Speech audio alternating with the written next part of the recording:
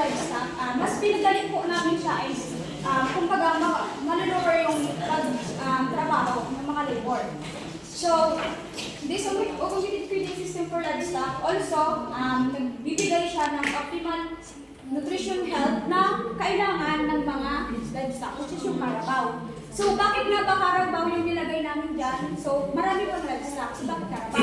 Kasi, based from our research, yung Carabao ngayon is very mahina or less yung nutrition nila. So, nag-ano kami na itong automated feeding system namin na to, pwede siyang makatulong. So, with a real-time monitoring, reduce labor, and minimize feed waste, so this system not only saves time and money, but enhances overall herd management, experiencing less hassle-free livestock care with cutting-edge solutions perfect for modern farms seeking high profession and sustainability. So, maganda po siyang i-introduce sa mga farmers ngayon kasi this is perfect for modern farmers kasi kumbaga, ngayon baga is naka-focus na kita sa technology. So, ini mga katabang talaga yun sa ilang baray.